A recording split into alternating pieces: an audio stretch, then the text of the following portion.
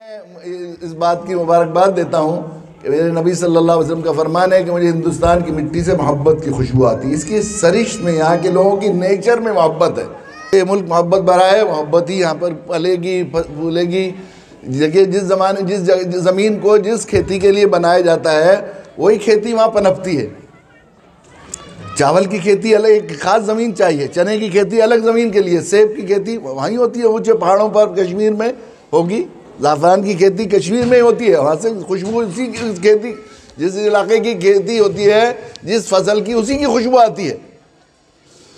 اس کے مزاج کے خلاف اگر اس میں کھیتی کریں گے تو وہ فصل پنپتی نہیں۔ ایک زمانے میں بتایا کرتا ہوں کشمیر میں ہمارے کرم فرما نے مجھے ایک سیب کا درخت دیا تھا، چھوٹا سا پیڑ، کہ یہ آپ کے علاقے میں بھی ہو جائے گا۔ ہم لائے گھر کی کیاری میں لگایا تو وہ خوب سرسبز ہو گیا، بالکل ہم سمجھے واہ ہمارے یہاں بھی سیب ہونے لگے۔ اب کشمیر والوں کے حضرت مولانا ثناء اللہ کے مرہون منت نہیں رہنا پڑے گا کہ وہیں سے ہم پیٹی منگوائے، ہمارے بھی ہونے لگیں گے۔ بہت خوش ہو رہے تھے کہ اب کھیتی ہوگی، لیکن ہماری زمین سیب کی کھیتی کے لیے بنائی نہیں ہے اللہ نے۔ تو جب وہ بڑا ہوا اور اس میں سیب آئے تو بالکل کڑوی گانٹھے، ایسے وقتی طور پر سرسب دکھنے لگی ان کی کھیتی۔ ہم نے سطح لے لی ہے نفرت کی آواز پر، تو یہ سمجھنا بالکل ذہن سے نکال دیجئے کہ اس ملک میں نفرت پھیلے گی یا نفرت کی کھیتی چل جائے گی، چلے گی نہیں۔ اب کڑوی گانٹھیں آنی شروع ہو گئی ہیں، اور جب کڑوی گانٹھیں آنی شروع ہوئی تو ہم نے کھیت سے اکھاڑ کے پھینک دیا اسے، خود ہی اب ہمارے کسی کام کا نہیں رہا ہے۔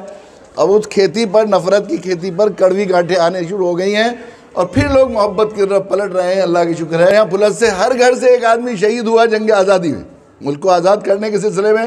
اور جب فریڈم فائٹر کے رجسٹریشن ہونے لگے پینشن کے، تو ایک آدمی نے بھی نام نہیں لکھایا، کہ ہم نے اپنا فرض سمجھا، ملک کی محبت کا حق سمجھا، اور اپنے دینی ذمہ داری سمجھا۔ ہم نے حیثیت مسلمان ہمیں ذمہ داری آتی ہے کہ ہم ملک کی خدمت کریں اور ملک پر قربانی دیں، تو ہم اسے بیچنا نہیں چاہتے اپنے نیکی کو۔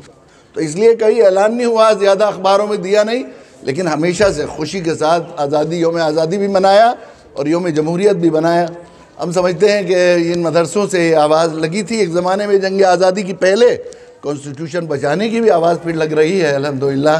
اور پھر اس کے ملک کو پھر محبت اور آپس میں اکھنڈ بھارت، ایک بھارت، سونے کی چڑیا کس نے بنایا؟ ہم نے بنایا اسے سونے کی چڑیا۔ ہم نے اس ملک کو سجایا، بنایا، سنوارا اور اس ملک کو آزاد کرایا۔